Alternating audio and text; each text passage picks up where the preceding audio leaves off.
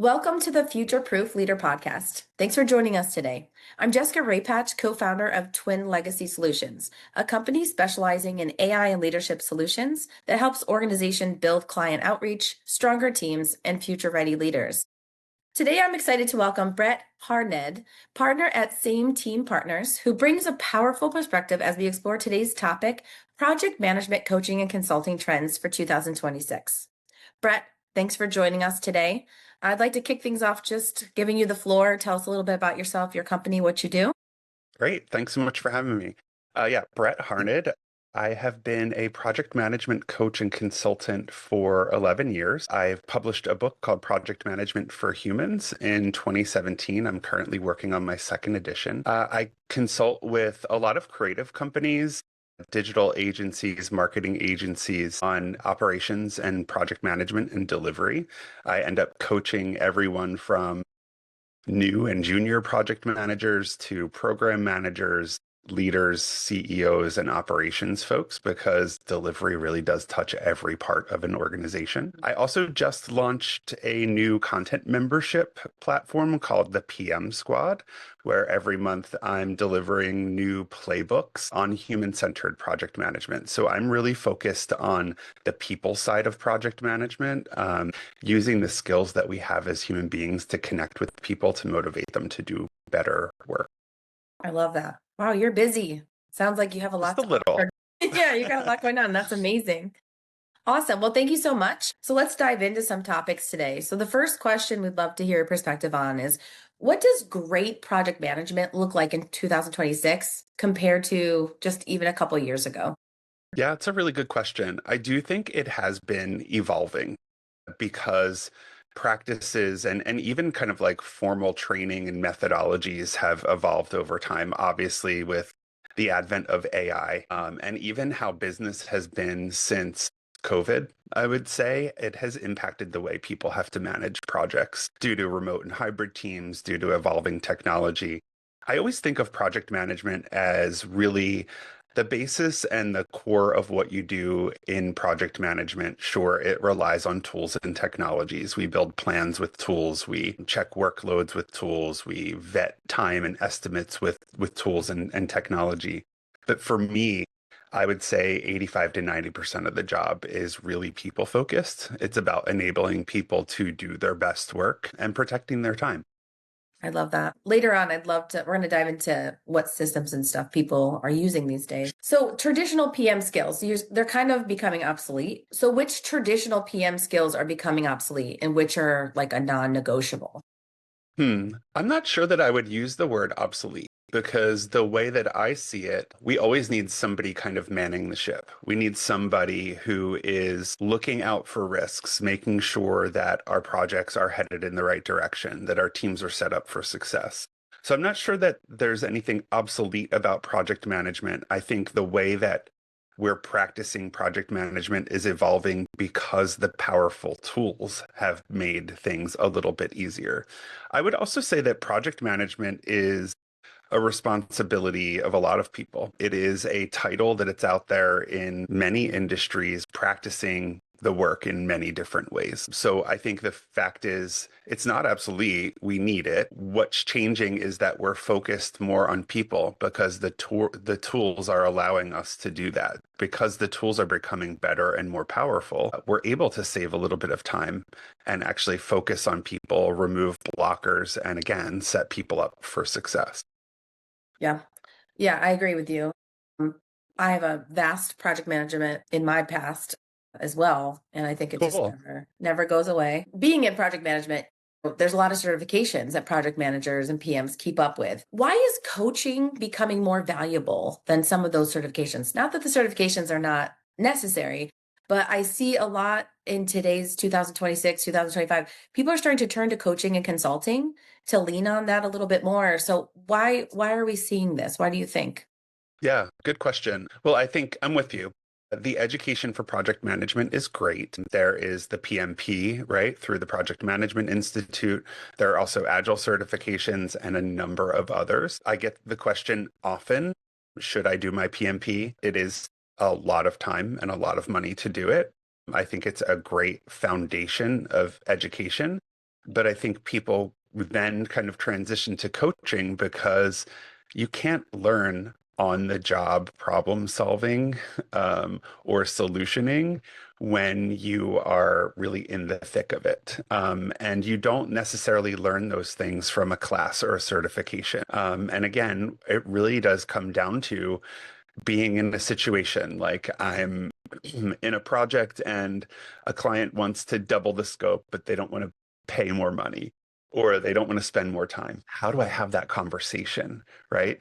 It is such a stressful job. There are so many situations you're put in where you have to let people down gently and you have to do it in a way that doesn't destroy the relationship or doesn't completely alter the path of the business. We're constantly thinking about goals, but then all of the inputs that are coming with it. So it can be a really kind of confusing job. And I think coaching and having someone kind of by your side to help you through those situations or even internal situations with managers, stakeholders, team members. Like there are a lot of things that PMs deal with that really are focused on interacting with humans. And that's just the piece that certification doesn't get you. Yes, that's a really good point. I've worked on many projects with a lot of different personalities in my past, and Mhm. it's different too. Like every situation you Yeah, get into, you talk about project management at every single level in an organization, do. from the CEO down to those managers at the, at the, I call them like the sergeants of the organization. I'm Sure. Marine Corps, so sergeants backbone of the Marine Okay. Corps. They run the show. So the management levels are crazy. And then the coaching to deal with each of those levels is so important because it's so different. Then move to project B and you have a whole new line of leaders and managers that you're working with. I couldn't agree more with that.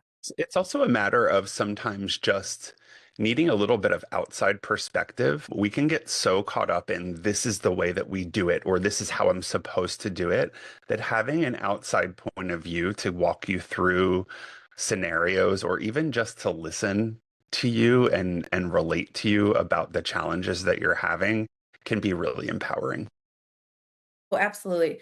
I mean, for myself specifically too, I feel coaching wasn't like a huge thing 10 years ago. I Mm, wish I would have had a coach because I'm very type A and I'm an optimist and I'm a yes person. But like you said in project management, you want to double your scope, but you don't want to get the resources. You don't want to increase your budget. And yes, yes, yes, yes, yes, we can make it happen. Well, then that's burnout and it leads to problems along the line with your right, projects and deliverables and all those things. So, right. okay, so how are elite PM coaches teaching teams to think alongside AI instead of competing with it? This is a big topic right now. Yeah, it's AI is such a fascinating topic, especially in project management, because I think the way AI is showing up most currently is through AI agents within our project management tools. So AI is almost forced on you in a way. Or I see a lot of PMs using meeting agents that kind of transcribe notes because that's where a lot of PMs end up wasting a lot of time. It's like, I've been trying to take these notes for hours in this meeting. I can't participate in the meeting, facilitate the meeting, and take the notes. So that is in and of itself is freeing people up from just arduous, annoying kind of work that has to be done to, wow, my meeting notes along with action items are listed right here. I have to do like a quick gut check. I've seen PMs using AI to write status reports. So giving it a template, like using like ChatGPT, here's my template, talking to it, here's what's happening on the project. Boom, it's done in 5 minutes versus 15 or 20. So to me, a lot of the value that we're seeing in project management is that we're able to save time. Another thing is I talk to a lot of PMs in a lot of industries. And over the past year, what I've found is in many organizations, they are cutting out a layer of people, whether that's middle management. In some large agencies, they're cutting out an account management layer and handing all of that account management to project managers. So Mhm. PMs are getting more work, more projects, and less time. So any use of AI to help streamline some of the administrative side of the work is very much welcome. And I think that's why some of these cuts are being made, because it's like, okay, technology, we're trying to replace people with technology. Do I think that works long term? Probably not. I think we're going to learn a lot in industry over the next couple of years. But I think for PM, thankfully, a lot of organizations do see the value of really good, solid project management because, like we've both said, delivery project management does touch every part of a business. So the more that we can do to enable PMs to do more with the time that they have and still focus on people is a huge win. So I'm optimistic about AI. I'm not overly optimistic in that I think there are some things that it absolutely shouldn't be doing. And I caution project managers all the time, if you are using AI, please just keep checking your work because the work is never 100%. But generally, like I do see it saving time. But to be honest, I see more folks trying to reject it than embrace it. Yes. So here I own an AI company, right? Yes. But we're definitely more on the perspective that AI should be used as leverage, not a Yeah. replacement. And that's kind of an ongoing theme in our podcast too.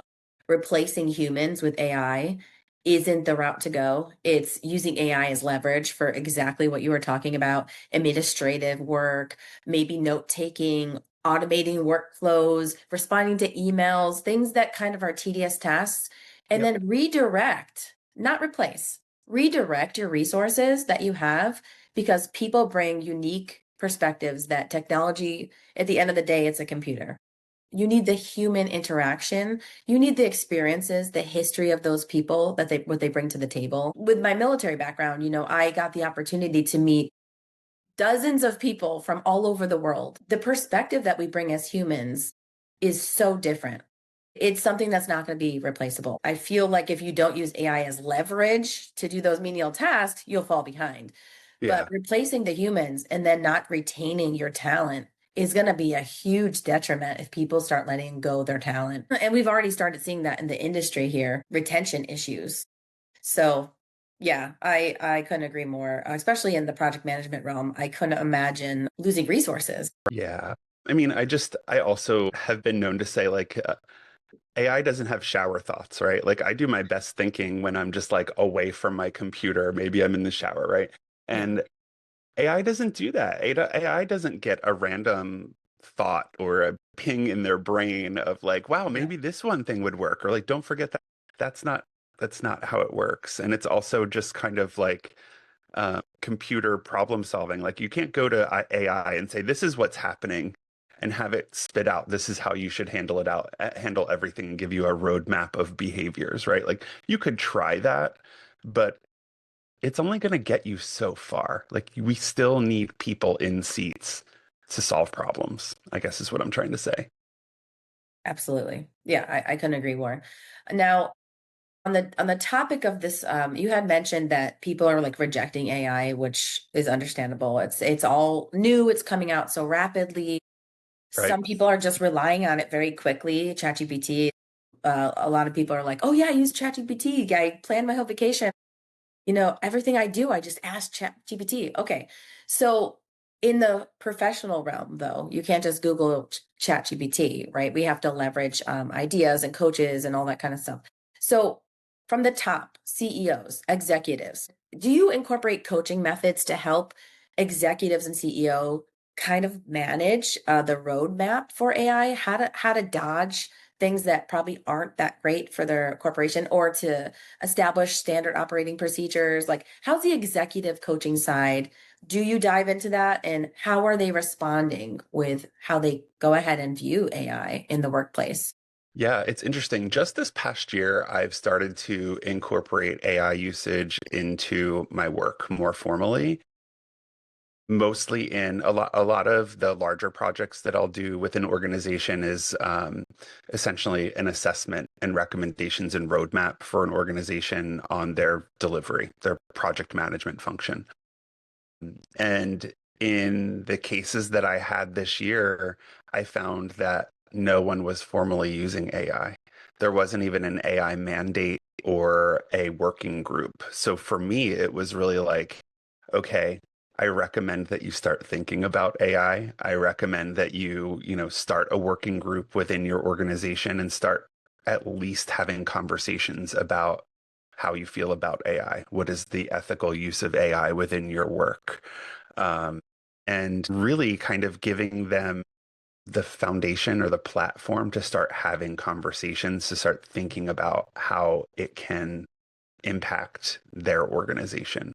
So for me, it hasn't been a rejection of it as much as a, I don't know what to do here. I don't know where to start. Like people within the organization are obviously using AI in many different ways personally, but there's no organizational roadmap for how to use it or guidance on it.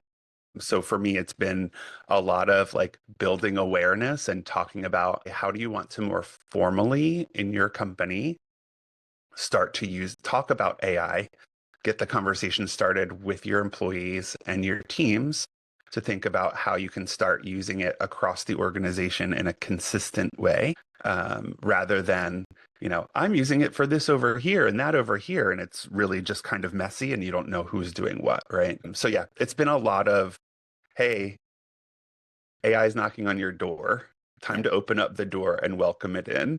Let me help you with that. And it's been less of the kind of cleanup and organization, early organization of it at this point for me. Okay. I'd love to hear more about like what other people are doing, but I Yeah. I have yet to find a client who is very deeply ingrained in AI usage and not just a little bit overwhelmed or scared of it. Right. So we get owners, CEOs, executives. That's who we get on the Hmm. podcast. And there's a pretty consistent feedback that most leaders are like, I really haven't thought about SOPs or like I haven't really thought about it to the extent that I guess I should. Because like you said, and what we always bring up this topic is your employees are using it. Whether you can stop it or it's here. I'm a firm believer of starting from the top down. So if you're Hmm. the CEO, you're the principal, you're the partner, you're setting the expectations. You are ensuring that you're right, ethical standards are being followed. Do you want your people using AI to do X, Y, and Z? Or would you like them to do a different strategy? That has to start from the top. And a lot of leaders will look and say, listen, I don't really know where to go. I mean, you're the perfect answer in a lot of these cases. They need to start getting coaching on this because I think this is right now a huge pain point for companies. What do I do? Well, we need to start getting educated on what to do and then starting implementing it because the I mean, my whole job is to research and make sure I'm on top of all the things to help our clients. And it's just coming out so rapidly that it's hard to keep up with, if I'm being honest. So just establishing some kind of procedure to make sure that your company isn't going to, fall behind. And then on the other side, I hear that some companies are starting to have retention issues, right? So we have Gen X coming into the workspace. Well, they're tech savvy. They want a company that is with the times. So a lot of these younger workers are wanting to work for a company who's embracing AI and being ahead on the technology. So if Yeah. you're a business leader that's kind of like, I don't know, I don't have AI, I'm not really going to use it yet, you might lose some really high talent because they're looking for companies that are going places. So I hear that a lot from the younger generation, like, It's not surprising to me at all, especially as a Gen Xer. We have seen every piece of technology come through and be phased out. So it feels like, okay, this is the next big promise, yeah, right? yeah, But the promise comes with a little bit of fear because we are talking about replacing people. So I get why some folks are there. I think once you get into AI and you finally get excited and curious about it, to me that's the thing. Like I just want people to be curious. And I think that's what matters most is like show a little bit of curiosity, explore on your own and see what it can do for you. There are no promises here. There are never any promises with technology. But if you're not trying now, you are already far, far behind. And it does not surprise me to hear that younger generations want to capitalize on it and use it as yeah. much as possible because it is going to become more and more part of everyone's day to day. So why not embrace it now and figure out what you can do. Again, there are no big promises. It could be you're using it very minorly in your organization, but you can find appropriate ways of using AI, or at least exploring it and doing what's comfortable for you. Absolutely. So the last question I'm kind of leaning towards here. So we talked a lot on the podcast today about AI being leveraged inside the workspace for the menial tasks. We are seeing a high influx in our business with people wanting AI for lead generation. Cold outreach on LinkedIn, all that stuff has been pretty tedious for a lot of marketing teams. So they're looking for the new AI lead gen systems. Have you seen this with companies that you're working with or yourself leaning on AI, not internally, but to gain more clients, to get leads using No, but AI? I get those messages from LinkedIn folks all the time. And I have not leaned on that yet just because I'm not ready for the flood that AI would produce, right? And we're Yeah. a small business. We're two people. Yeah. So that's the part of it that makes me nervous is like you can be extremely successful with it. It could also feed you a lot of junk and it can also make you look really bad. But that's a whole other discussion. Like that is lead generation and marketing in and of itself. But yeah, it's as a business owner, it is the thing that I'm most curious about and haven't pulled the trigger on. It's also the thing that scares me because I do value the personal connections so much with my clients that being like, I think that there are tells. Like, I think it's really obvious when someone's reaching out to me and it's a list and they have no idea what I do. And I don't want to be that guy. Yeah, we get that a lot too. Like, well, how does it work? There's so many methods out there. AI can offer a lot of different lead gen strategies that we've seen. Yeah. But yeah, I some generally just don't work in that space, right? I'm in the delivery aspect of it. So rather than, I mean, for my own business, I do that obviously, but not as much because it's a smaller business. gotcha. Cool. All right. Let's end on a cooler questions. Let's say one trend for 2026 that every project manager should do. One trend. Well, again, I'm talking more to PMs about getting curious. I'm currently writing a playbook for March called Creative Intelligence for Project Managers, where we'll be giving PMs prompts and exercises to really help them understand how they can use AI. At a minimum, what I would love PMs to do is to start experimenting with their kind of organization's stamp of approval and seeing how you can use your project management data to create reports. There are really cool tools out there that can help you do this. I also think you can grab screenshots from your systems, upload them to ChatGPT, let's say, and start experimenting with what reports might look like, and it will save you so much time. So that's for me. It's still really about curiosity and seeing how it can serve you, and remembering that it's not just about taking meeting notes or writing a quick email back. Like it can do deeper, more kind of analytical work for you in minutes. Yes. I One of the things I hated the most about project management was the reporting. Me You said that too. I'm like, oh, I had to report on so many levels and it's so Yes, time consuming. it So is. I It think that's is. great advice. Well, Brett, you have a lot going on right now in your business, and when people are listening to this podcast, they're always looking for resources. How can they Yeah. grow their business? Or how can people find you? Like I said, coaching and consulting, it has such a heavy benefit right now, and you have books, you have newsletter. Where can people find you? Yes. First place is sameteampartners.com. That's where the PM squad is. I am blogging there regularly. We have a member portal where you can join as a free member. There's also a paid member part of it as well. So you get PM content in your inbox. Then I have my own site, brettharned.com. That's where I've been writing, gosh, since like 2009 about Oh, project management. Lots of stuff there, lots of personal content updates on my book as well. lovely. Okay, that's amazing. Well, thanks again for being a guest today. I loved hearing your perspective on the project management realm, coaching, consulting. And to our listeners, thank you so much for joining us today on the Future Proof Leader. We appreciate you being part of the community. So we hope everyone has a wonderful day. Bye. Thank you. Bye.